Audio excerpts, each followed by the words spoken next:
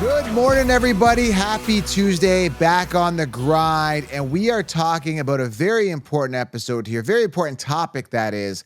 We are talking about contract players and the fantasy football impact because of this. And this is huge because a guy like CeeDee Lamb was on a contract year and he tore it up. Our guys that are on contract years this year and potentially next year, are they going to take off? Is that going to have a major fantasy impact? We've got the answers here today. We're going to lay it out. And on the show, we've got the great and powerful Jimmy, a.k.a. Maverick. What's going on, Jim? Welcome to the show. Hey, Counselor. Thanks for having me on, man. Excited to talk about it today. Welcome, everybody.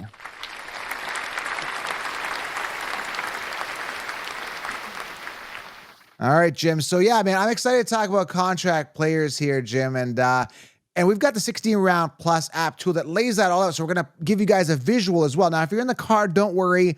We're going to be talking about the player as well here. So relax, focus on the driving.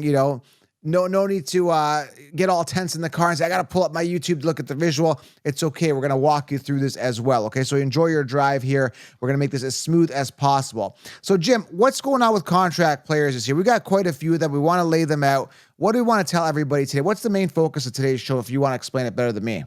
Okay, so when we talk about contract years, we are specifically talking about those players that are coming off their rookie contracts.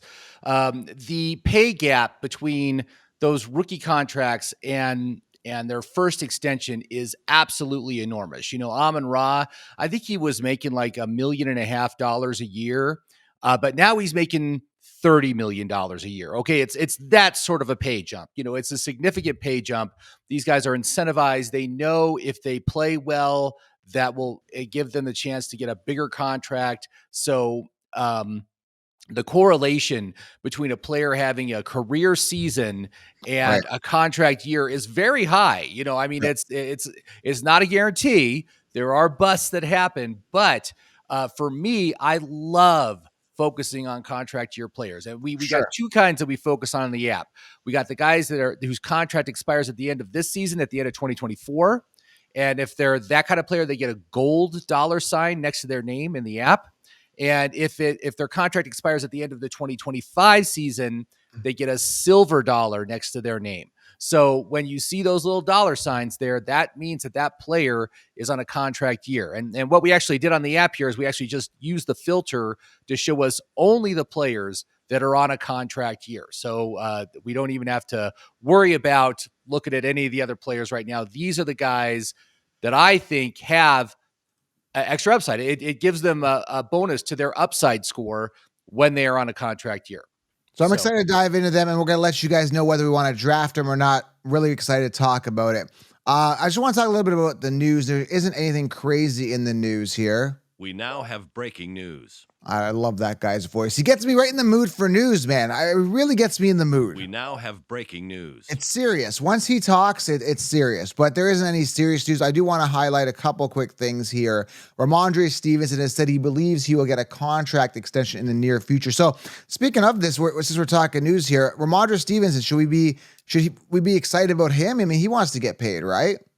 It makes me want to take a chance on him. Just the fact that it is a contract year. I don't think he's going to get an extension before the season starts because he still has to show that he can do it. He was terrible last year, but the whole offense was terrible last year. Can he make progression? Can he have a career season? That's what I'd be looking for this year. And if I was the Patriots, I would not extend him now. I'm like, we want to see what you can do this season. Then we'll give you the contract. He is a free agent by 2025. He's making around $3 million a year right now is what Stevenson's making, which is his highest out of his 4 years. Prior to that, he's just making about $1 million a year. So yeah, he's looking for that big contract, looking to get paid. And I think things are looking good for him simply because they didn't really bring anybody else in that's going to be a major threat to him. I don't think anyone there is going to be a threat to him. I think he's the guy. He came out and said, I want to be the man here. I'm not worried about anybody else in that committee. So Stevenson could be viable this year. In the news also, I really want to highlight again, T. Higgins has not signed his franchise tag tender at this point and is not expected to participate in mandatory camp.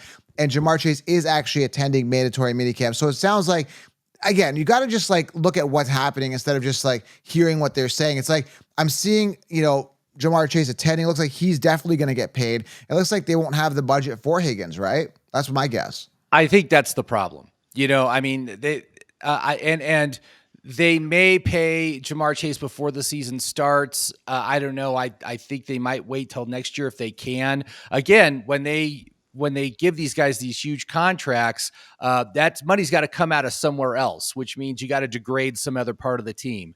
And to give both these guys big fat contracts, I mean, the going rate right now is about $40 million for a wide receiver 1 and about $30 million for a wide receiver 2. That's a lot of money when your cap is what, 300 million or something like that. I mean, that's a pretty big pill to swallow. And I think they're probably just like, Higgins, we really just don't have the money to pay you. So we really just want to make you a contract player this year and then see what we could do next season. Because again, I just heard, like I said, Jamar Chase attending, he's present at minicamp. So it is interesting to see that he's there. Obviously, they've got something, and it is mandatory. It is mandatory minicamp. So he is there, which showing me that, okay, maybe they've talked to him that, hey, we're going to pay you. One more thing also, Brandon Aiyuk, I think they made an offer for him, $26 million a year. I don't think he's that great of a receiver. I'm really not sold on Aiyuk being that good of a receiver. And he wants that massive deal, right? And he wants over $30 million a year. That's what he's negotiating. So he's kind of holding out a little bit here, kind of saying, he's humming and hawing around about $26 million a year. I don't even think he's worth that, anywhere near that. I think he's just a average wide receiver at best. I don't think he's that good. I really don't, Jim. I'm not. Well, he had a great season last year. Got 1,300 yards on very limited volume. He's got a real good connection with Purdy. The whole rumor about either him or Debo getting shipped off somewhere else, pretty likely, because I don't know if they really have the budget for this. They just spent a bunch of money giving CMC a big raise and extension there. So I mean, it's a tough call. We'll see if he stays there. The big thing with both T. Higgins and Brandon Aiyuk is if they get traded to another team, that's going to mess up the ratings of the receivers on that other team as well. So that's something we're going to have to deal with if it actually happens. I think one of them gets traded for sure. That's why they drafted Ricky Pearsall so high, first round. But even still, we talked about this because I was thinking of drafting Ricky Pearsall, and he's got some upside, but there's so many targets there. Unless Christian McCaffrey gets hurt, which I think he does, they still got Kittle. They got either Debo or Aiyuk. So Pearsall becomes like a target 3-4 anyway, right? So, I mean, he's a sleeper, but even if one of these guys gets shipped off, he's still not going to be a primary 1-2 target. That's my concern with Ricky Pearsall. I'm not interested. I just don't think he can get enough volume. Again, there's 4 receivers on this team. Right. On any given week, 2 will have a good week. You don't know which 2 it's going to be. It shifts from week to week. It's impossible to know who to start. I might choose him late in a best ball draft, but that's the best I'm going to do for Pearsall. And don't discount CMC so much. I know he's 28. I know he's a risky pick. But they just gave him a raise. I don't know if you remember, but last year with Austin Eckler, he was hemming and hawing about his contract too. And what did they end up doing? There's like, oh, here's an extra $1.5 million. We're going to give you that. That's for you. Yeah. But with CMC, they extended him 2 additional years, and he was already on the team under contract for 2 more years. So he's extended for 4 years. They made him the highest paying running back in the NFL, $19 million a year. He's really good. He's really good. And so I think that, I'm always like, focus on what teams do. Don't focus on what they say. That's a do thing. And that's like, this team has a lot of confidence in CMC, and he's been great since he got there. I don't see why it's really going to change going forward. So. All right, let's dive into what the actual content here. That's it for news here. Smash it, tap it, slap it. If you guys have not got 16 rounds, make sure you guys get 16-round draft solution right now. Use code SMASH to save, and then also grab the 16-round plus tool, which will show you how that works right now. And hit the thumbs up. Smash it, tap it, slap it, guys. I want to make this interactive. Let me know below. Are you interested in these contract players after we discuss it? Okay, let's go into it here. So I'm going to pull it up here. As you can see, Jim, do you want to kind of explain what's going on here? So we've actually filtered here, though, by contract year players. So this is the nice thing about the 16 Round Plus app. You can go to 16roundplus.com, and get the app right now. So you have this data in front of you. It's a web-based app that you could pull up during your draft. Now, it doesn't exactly sync directly with your platform, but what you do is you set it up in sync with your platform. So if you're 12 person, 1 point PPR, you set the filter and it'll basically be in line. And we update this app. Jim updates this. So Jim, do you want to explain what's going on here with contract players? Let's talk about them, and also if we draft them or not. So I'll let you kind of, explain this because it's your app. Yeah, so we set this up. This is a half point PPR listing. So and we use the player filter. There's a player filter called Show Me Only, and it has all these categories. And we just chose it to show me only contract year this season and contract year next season players. I love this as a draft strategy. If you could take this into a draft and draft nothing but contract year players, that's a very exciting draft for me. I would love to be able to do that because again, the chances of a player having a career season on a contract year are very high. There's a good correlation between the two. It doesn't always work. There are busts. Like last year, J.K. Dobbins was a contract year player. Cam Akers was a contract year player. They busted out. But then you also have players like CeeDee Lamb, number 1 overall wide receiver. You had Amon-Ra. He was like the number 4 overall wide receiver. Michael Pittman had a fantastic year last year. He was on a contract year. So it does happen, and we do see it. So that's why I like to focus on these guys. And so you can see everybody on the list right now, they all have dollar signs next to them. So we could just go through and just talk about them and their prospects. And some of these guys you might not even realize were on a contract year, but yes, they are. So nice thing about this. So let's talk about the first guy. People in the car can't see the visual. So Jamar Chase is sitting here with a silver dollar. So can you explain again, silver dollar versus gold dollar? Which means silver dollar means he's under contract through the 2025 season. So it's next season is when his contract expires. But with elite players in the top 24, and also quarterbacks, you want them to have the silver dollar contract year. That's actually a better rating for them because those players get extended early. They don't let them go into their contract year without a contract extension. So that's really good to see. As far as quarterbacks go, let's see here. If we just use the quarterback filter, we got guys, you got Jordan Love, Brock Purdy, Tua Tagovailoa, and Justin Fields are all contract year quarterbacks this year. So some of these guys are going to get extended, like Jordan Love. There's talk that he's going to get extended before the season starts. Tua, I've heard as well. Brock, I don't know if he will or not, but this might be the holdup as to why Aiyuk is they only offered 26. That might be the reason why. But we'll have to wait and see. All right, so let's go through this here. I've got the list up here. So if you're in the car, guys, check this out. So Jamar Chase, Breece Hall, Garrett Wilson. Let's talk about those 3 guys here. They're on the top of the list here. And I guess this is filtered kind of by ADP a little bit, I'm guessing. Yeah, it's their ranking on their draft position. So Jamar is 4th, Breece is 6th, Garrett is 11th right now. Okay, so Jamar Chase, obviously he's going to eat. Again, we talked about T. Higgins. I think he's going to get a contract. Nice thing is there's other symbols here. If I recommend it, counselor recommends number 1 on the depth chart, which is nice. And also bounce back year because, again, Burrow, we want him to be healthy. So it should be a big bounce back year for Jamar Chase here this year, Jim. I'm definitely in on him. But again, I think the excuses have to stop here with Joe Burrow getting hurt and him not going back to his rookie type year where he had that amazing season. Yeah, I know. I mean, it was last year was a real disappointment, but it was a combination of both Jamar Chase and the quarterback dealing with injury issues, Joe Burrow, the whole time. So, basically the whole year. So it was just kind of like a lost season for the both of them. I think both are going to be back. Both will be better this year. And again, Jamar Chase is the only super elite wide receiver on a contract year this year. He could just blow everybody away. It is absolutely in the realm of possibilities. So I have gotten him quite a bit in a lot of my drafts. I've been taking him when I've had the early pick. Yeah, let's talk about Breece Hall here. They brought in Braylon Allen. They drafted him, young, dynamic stud. I think he's only 20 years old, but he's a beast in his own right. I still think it'll be the Breece Hall show because if we use last year as a point of reference with Dalvin Cook only getting 67 attempts, being Dalvin Cook, I know Dalvin Cook got his tail end of his career. I wasn't excited about him. And Breece Hall also coming off injury.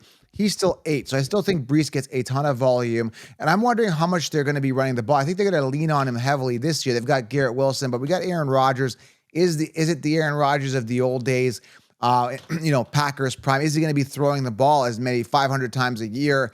I don't know. I doubt it. I think they're really going to rely on the run here, and that's going to bode well for Breece Hall, who is really, really hungry for a contract and he wants to get paid. And I mean, if I'm sitting there and I'm seeing like Christian McCaffrey getting paid that much and the age that he is at, I'm looking to become the highest paid running back. So lots of fuel and a lot of hunger behind Breece. I'm excited for him, man. I really am. Yeah. And the other thing about Breece that people don't really talk about is the volume of passes that he got last year was substantial. And I think he had like 90 plus targets last year. That's outstanding. Those are high value targets for a running back. And so and last year on one of the worst offenses in the NFL, I think they were the 30th or the 31st ranked offense. He was the number 4 overall running back coming off an injury, a season-ending injury. I mean, the guy is off the hinge metrics. Right. I mean, it's just like there's so much upside here that if Aaron Rodgers can come in and just be decent, which is better than Zach Wilson. Right. I mean, number 1, he could be the number 1 running back, right? It's absolutely a realistic thing. So yeah, he's very exciting for this year. Definitely. Let's keep going here. Breece Hall, we talked about Jamar Chase. Garrett Wilson, another guy also due for a contract. Did okay last year. Touchdowns weren't where we wanted him to be. Obviously, bad quarterback play. This is the year for Garrett Wilson to really shine. And the way he's going to shine is really going to reflect how much he's going to get paid. So massive upside here, Jim, for this. I almost called you Tim. Jim here for this guy, man. Yeah, and there is no doubt as to his role as the number 1 receiver. Last year, 173 targets. If only those had been from Aaron Rodgers, right? I mean, again, it's just woulda, coulda, shoulda. But there is no doubt that they want to target him often, very heavily, and with halfway decent quarterback play, he could just explode. Last year, obviously a huge disappointment, but there's only upside this year for him. So I'm excited. Kyren Williams, listen, I like him. He's coming to the Fantasy Sports Summit. Now, if you haven't got your ticket to the Fantasy Sports Summit, you're missing out, man. There's going to be limited seats. Grab it below. It's a virtual conference. You're entered for a PS5 giveaway. The virtual summit, Kyren's going to be at the summit. He's got injury concerns last year. Only played 12 games, but in the games that he played, it was absolutely phenomenal. Love him. They drafted Blake Corum. I think he's going to be an issue. We've got him here as a possible regression player, but also he's got upside. So this is kind of like, it could go either way. Let us know in the comments below. Are you guys in on Kyren Williams, but already showing some signs of injuries? I think he's back, though. I just posted a video recently on my Insta of him training. Listen, I think he's good to go. I think he's going to be solid. But again, that injury from last year, a little bit of nagging injury this year. I don't know, man. I'm a little concerned about Kyren Williams. I really, really am. Just because he's so expensive. I mean, this guy was undrafted last year, and he came out of nowhere, and he did amazing for what he did. And here he is now, and his stock went up. But dude, he is expensive, Jim, honestly. He is, yeah, and you're really taking a chance. And I think his contract year is a very important year for him, because if he could do it again this year, what he showed last year, then they know, oh, this guy's not just a flash in the pan. Right. He's worth the big bucks. He's going to get a big contract extension. So he is motivated. He is motivated to have another excellent season, a career season. And, I took him in my dynasty. He's my dynasty RB1. So we'll see how that goes. That's risky.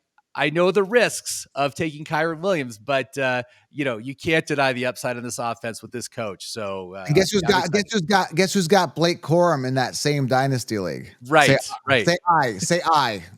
I might be begging you for a trade later this year. Show me the money, brother. Show me the money. Let's hope things go well. And the nice thing is, Jim, you get to talk to Kyren, and we get to kind of give him a little pep talk online here to say, hey, you know what? Jim owns you. I own Blake, so You really got to do well for Jim. So we'll see what he does. We'll see what he says. I'm curious when we talk to him what he says. I think he'll be. I do not own Kyren Williams. He is on my roster, but he is my RB1. So Oh, you own him, and you tell him. You tell him at the summit. I own no, him. no, I will not be doing that. Yeah, I will not be doing that. I own you. He is my RB1. I'm happy to have him there. So All right, other contract players here with major incentive. Aiyuk, we were just talking about him. Yep. You know, he's got a low Cuddy score here, and it is out of 100. He lacks that upside again in a committee there with great talent all around him. We got Kittle, we got Christian McCaffrey, who we talked about, just got paid. There's a chance that he might get traded. So if you are drafting now, I say draft with caution. And again, like not immediately saying yes to $26 million is a concern to me. I don't think he's that good. And again, you've got him here as the one. And yes, he is the one on his team. But I mean, if you ask Deebo Samuel, I think, you know, we'd have a different discussion here if you ask Deebo that question. Well, he out targeted Deebo last year. Deebo had like 90 targets or something like that, and Brandon had like just over 100. Actually, hold on, how much did he have? I think it was 105. It wasn't much. Aiyuk had 105. Yeah, so it's not exciting. That's part of the reason why we don't like him, why we don't like his upside, especially at his ADP of 17. A guy that's only going to get 105 targets, man, that's risky. His efficiency was off the charts last year, so that's going to regress. That's why he's got that little regression tag. But yeah, I'm really not interested at all in him because he's just so expensive. And it's funny because I'm in that 2K buy-in league, and Deebo and Aiyuk went back to back in round 3, which again is very expensive when you're not sure who the one is or what's going on, or it's just wild. But again, he's got a little bit of upside here with the contract. But after a full belly, we're gonna see how he does. Chris Olave, I mean, I think he needs to come up in touchdowns. He had 5 touchdowns last year. He's got the silver dollar here, so he could get extended anytime, right? Is that kind of what's well? This is year 3, and this is year 3 of a potential 5-year contract. So because he was a first-round draft pick, I always identify these guys early because the year 3 is kind of the breakout year that kind of sets what kind of contract extension they're going to get, because they always get extended early, these kind of players. And yeah, I know you've been a little bit lukewarm on Chris Olave. I'm very much in on Olave doing better. I like the offensive coordinator that they got in New Orleans. I think it's an absolute upgrade for the overall offense. And I think Chris Olave is going to eat. No more Michael Thomas. Olave is the clear number 1. He always has been.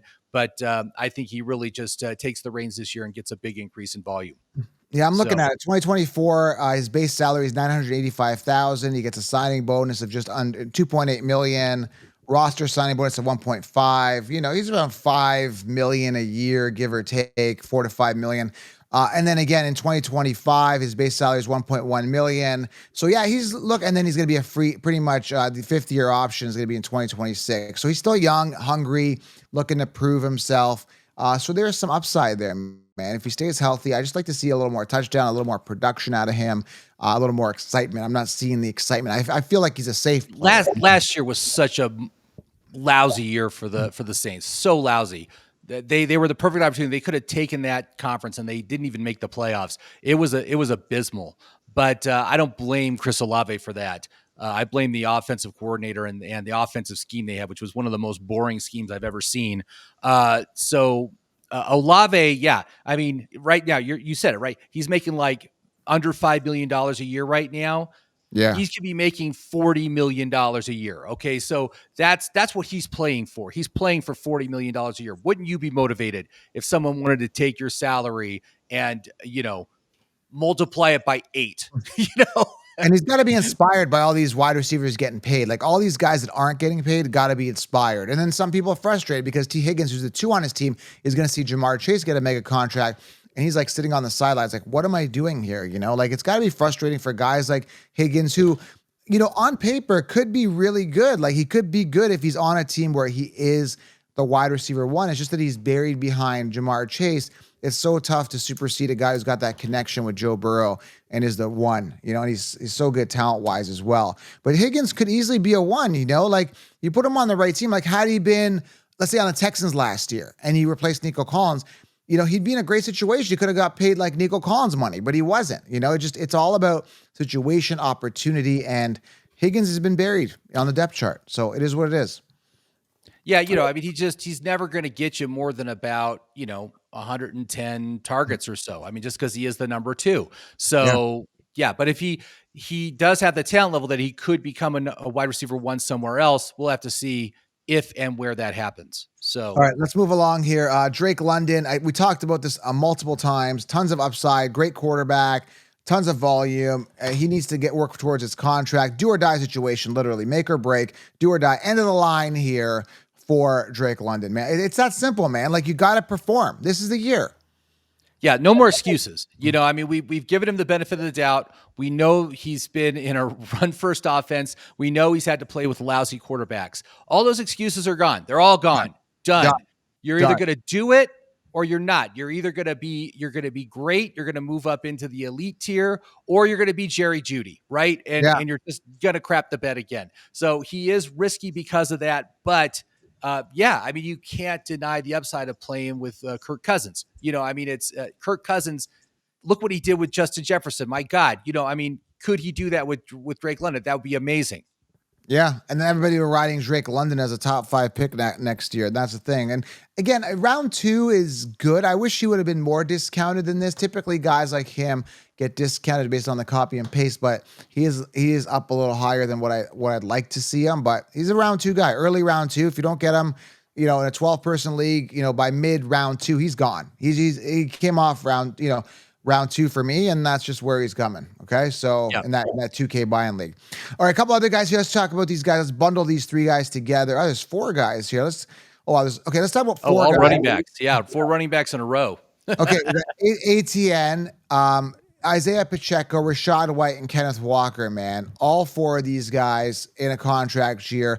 All kind of boring to me. I think, again, let's go to Kenneth Walker, work our way up. I think Charbonnet takes a step up this year. I think Kenneth Walker takes a decline. Rashad White, they've got some good backups. They drafted, who is it? Bucky Irving, I think it is. They've got some, people in the back there that are hungry, kind of chipping at the bit there to emerge on a guy who's lackluster and a boring guy. Pacheco's set for prime volume, but they've got a ton of targets there. And ATN, I heard Bigsby's going to get work. So I think Bigsby and ATN, and then also Walker and Charbonnet, I think their backups take a big leap this year, dipping into their volume. And these guys are like really fighting for contracts. It's going to be something to watch and monitor, right, Jim? I would think in those situations. Yeah, I'm not worried about Bigsby. We didn't see anything out of him last year except for a propensity to drop the ball. So I'm not particularly concerned at all with him. And Etienne has been excellent. I mean, he really has, since losing his entire rookie season to that injury, both this last season and the season before, just been an excellent producer. Gets great passing volume. He gets the goal line work. I think I like the upside of Etienne. I've already told you how huge I am on Pacheco. I think he's going to be outstanding this year. Love his upside. Rashad White is solid. And I think Kenneth Walker has shown that he is the one on this team. He is the RB1. He will be sharing some time with Charbonnet, but I'm not concerned about Charbonnet's workload. I don't know. These running backs, this tier, they don't excite me. They don't get me giddy. Like, I'm more excited about Zamir White who comes after these guys than these guys. That's just how I feel. That's just, based on my research, based on the opportunity, based on volume, based on he got a ton of volume last year, did Zamir White. So I don't know. I look at these guys, I'm just like, it doesn't get me excited. But again, seeing that silver dollar by their name, knowing that they're playing for career season, man. Career season on a contract year. That's what these guys have the potential to have. And all these guys have had good seasons. That's the other thing. Every single one of these guys has had a good season already. So if they can do better than their best so far, you're going to be very happy in fantasy. I'll tell you that. All right, let's keep going here. Do a couple more here. And again, this is the nice thing. You get to see all this stuff in the app. So 16roundplus.com, guys. 16 rounds plus.com. Go grab the app right now. I'll link it below as well. Devontae Smith, James Cook, Trey McBride, T. Higgins. Quick rapid fire here. At the end of the day, man, Devontae Smith can get paid. We saw Waddle get paid. I look at James Cook, and this is an example of I don't care if you're in a contract year. You're in a crappy situation. You got Josh Allen who runs the ball a lot. They brought in Ray Davis, and they got Frank Gore Jr. in the backfield. I don't know if James Cook is going to get the volume that you think he's going to get. And he's very expensive in drafts. What is he, round 4, give or take? Like, for a guy who's... Yeah, right now, ADP of 47. So, yeah, Yeah. right at the end of round 4. No, I'm not taking it. I'm not paying that price for a guy who's in a backfield with guys that are like hungry. Like Frank Gore Jr. is a beast, man. I don't know why he went undrafted. They signed him after the draft. And then also Ray Davis. Like, why would you even bring him in? And then you got Josh Allen to contend with. It's just way too many people that can run back there. I don't like it. I don't feel warm and fuzzy about James Cook, man. I'm out on him. Out completely. Yeah. And you could in the app, actually, all these 4 guys, even though they're on a contract year, they all rate as risky players. See that yellow triangle that's around their Cuddy score? That means every single one of them rates as risky. And so I'm generally going to stay away from those players. At this point in the draft, there's still so many green circles, so many good choices. Only if you really love these players would I say take a chance on them. But every single one has their warts. I think Trey McBride is being overdrafted right now. When they, bringing in Marvin Harrison Jr., that's like, dude, you're going to be like a distant number 2. You're going to be like a T Higgins. You're going to be like, Devonta Smith. You're not going to get the volume that you think you're going to get. And, copy and paste, right? It's just copying. I think Ferguson's got way more upside than McBride. Way more. Yeah. I do like Ferguson as well. Yeah. And then we talked about T. Higgins. George Pickens, man, he's got to step up. We talked about Stevenson. Wait, what's going on with Let's talk about, Pickens and Najee here, the Steelers here, man. I mean, this is the year, and we know Warren is going to dip in a little bit into that volume he did last year. He's a good running back. Najee's always like lackluster, but in Najee's defense, if you watch some of the games at the end of last season, it's like Najee was running like his life depended on it. So is he going to carry that into this year and really, really shine and kind of look like his rookie form? But he's always been so boring, man, just lacking that breakaway speed and just looking like he always runs into piles. He never shifts out of piles. He is just so boring, dude. So boring. And that's where Warren comes in. I think it fills that void of a little bit more of an explosive guy, catches the ball in the backfield, but way more shifty, more exciting. But Najee, man, I mean, another one. We talk about Drake London. We talk about all these players that are due.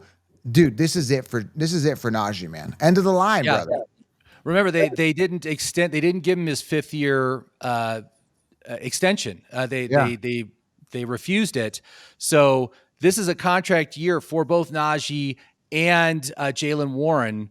I'm more inclined to take the guy that's more dynamic and has been more effective. Jaylen Warren has been getting like 5.5 yards a carry. He is heavily involved in the passing game. He's basically taken all the passing work away from Najee. I think it's going to be Jaylen Warren's backfield this year. Najee just doesn't have the juice. He does come on strong towards the end of the year, but he always starts out so poorly. And that's just how he's been like every year he's been in the league. So I'm more inclined to take the backup on a contract year. All right, let's rip through a couple other guys. We'll wrap this up here, guys. Again, if you haven't gotten 16 round plus tool, you got all this information in front of you. Grab it, okay? This is separate from the 16 round draft solution. Jordan Love, let's just list them off here. We can spend all day talking about this. Jordan Love, he'll eventually get a paid mega contract if he plays well this year. Javonte Williams, I mean, dude, that guy is such a question mark, man. Like, I don't understand that guy. I just can't figure it out. Another do or die player, man. Do or die. This is it. This is your play for your career this year. And the problem is he's the only guy in that backfield that wasn't drafted by Sean Payton. Yeah. That's a big issue for me. And I have not been taking Javonte because of that. Because I just kind of feel like they want to give it to the other guys. They want to give it to Audric Esteem. They want to give it to Jaleel McLaughlin. They want to give it to these other guys. So I'm very concerned about that. Jim, looks good on paper though. He's 2 years removed from his injury. It's a contract year. This should be all like, go. You could do it, Javonte, but I don't know. If you ask me, I'll tell you in a second if I'm in or out on him. But I was at a grocery store when I was a teenager, right? And they shipped ownership. There's a new owner that came in, this guy named Jeff, and he was a new owner, older guy, must have been in his like 50s at the time. And I was a young teenager at the time, and I was, set in the way that the grocery store functioned on how we stocked our shelves and did everything. This is going back. I must have been like 16 years old. And he comes in, and I was one of the only, there was like 4 or 5 of us that were the original employees from the old owner. And he kept bugging me, man. He kept bugging me and picking on me. And one day he looked me in the eye, goes, I'm going to bug you till you leave. And sure enough, man, he bugged me till I left, man. And I left that place because I didn't want to work for the a-hole. So I think it's the same situation. You're making some good points here. These coaches want the system run their way. They want to handpick the players on the offense. But if you ask me again, to answer the question, I'm out on Javonte Williams. I don't feel warm and fuzzy about him. Years to wow me. And guess what, Jim? I'm not wowed. I had to share that. Okay. So that's the thing. You've got him right now currently as a 16 rounder. Are you going to remove him as a 16 rounder? Just take him off. That's a good point. So yes, I think he's going to be removed. He was on there when I initially released it. I think we're going to remove him. And we're making an executive decision on the air. Yes. So again, I just based on this feeling, I could be, and then sure enough, he comes out and tears it up. You're like, I remember that episode when you removed him. But again, it definitely could happen. I mean, yeah, but let's keep him on. Yeah, you've got a point. I just can't get excited about Javonte. We've seen him in the league. He's been in the league for 3 years now. We just have never seen it. He's been good, but he's never been great, right? And last year he was just bad. He was poor. So no, I keep him on there. I let everybody make their decisions, but when you see me doing the mock drafts, I don't select him. And there's always asterisks on players, and I explain whether I'm in or out on him, but I got to leave him there as an option for people that want him. So we're going to keep him in there, and it's up to you guys to make the decision. I'm not making put him in as a high risk. He's a high risk player. I think that's how you should identify him. All right, to wrap this up here, Kyle Pitts, we talked about it. Pooper, get off the pot, dude. Brock Purdy, we talked about Jalen Warren. We talked about Jake Ferguson. Love, love, love, love. And to see that silver dollar by him just reaffirms. And, dude, I got to tell you, I love Jake Ferguson. And the fact that you've got him in 16 round plus with the silver dollar there, it just reconfirms everything that I feel about Jake Ferguson. I mean, they don't have another wide receiver outside of CeeDee Lamb. Jake Ferguson's a proven target. They don't have a running game. They don't have a running game. They don't have anybody that catches the ball in the backfield unless they get Deuce Vaughn somehow involved, which is weird because he's a small dude. And I liked him last year as a last round pick or whatever, but nothing ever happened because I didn't believe in Pollard. All I was saying to you last year was like, don't draft Pollard, get Deuce Vaughn later. Sure enough, Pollard busted. So at the end of the day, man, they don't have a running back there. They bring in washed up old Zeke. Ferguson's going to thrive. And seeing that silver dollar with him that he's almost due for a contract is super exciting. He's going to be playing hungry. Love, love, love him, dude. Love him. Yeah. I'm actually in an opportunity right now. I'm drafting a best ball league on FFPC, and approaching the 5th round, Ferguson is definitely on my target list because it's a tight end premium. So I think I might be taking him there 5th round, but we'll see. We'll see how it rounds out to me. All right, let's just rapid fire some names here that are potentially due for a contract. Keep them on your radar, but again, just get the app so you have all this information in front of you. 60roundplus.com.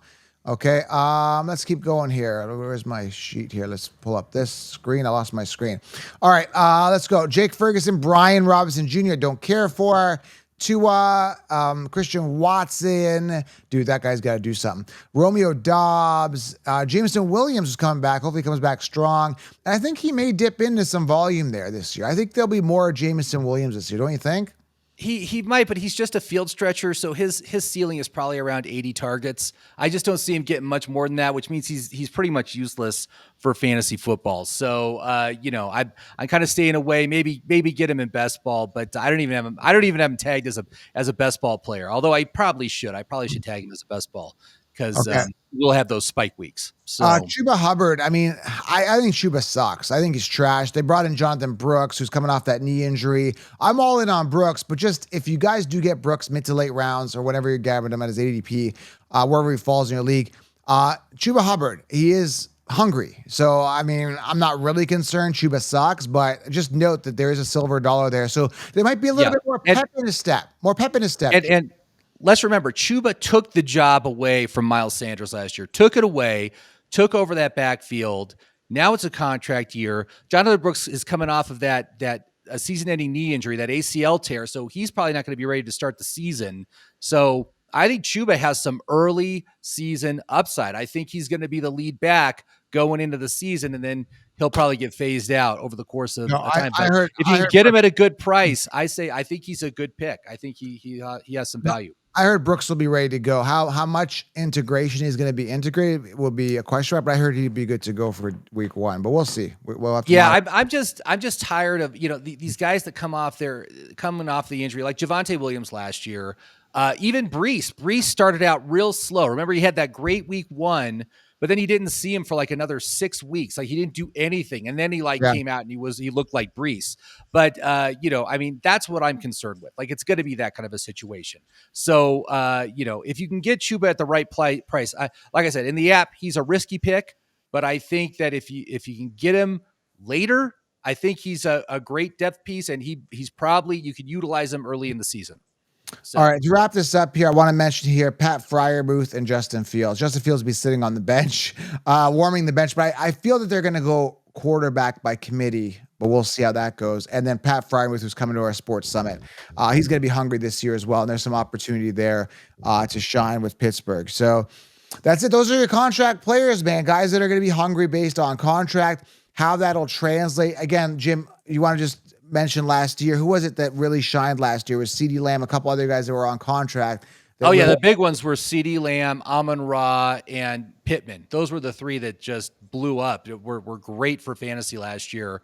So again, like I said, it's not a guarantee, but I've seen so many examples of these contract year players having a career season, and that's what you want for fantasy. That's going to give you your league winning upside. That's the guy. Those are the guys that I like to focus on. All right, guys, smash it, tap it, slap it, hit the thumbs up, and grab 60 round plus and 60 round draft solution. Totally separate, guys, but both will help you in their own ways. All right. So guys, smash it, tap it, and subscribe to the channel. Turn on the bell, and I hope you guys have an outstanding day. Jim, that was a great show, man. Lots of content, lots of info in this one. Great. Thank you, Counselor. Thanks for having me, and have a great day, everybody. Thanks, guys. Enjoy your day. We are out. Content coming to you guys daily. Talk to you.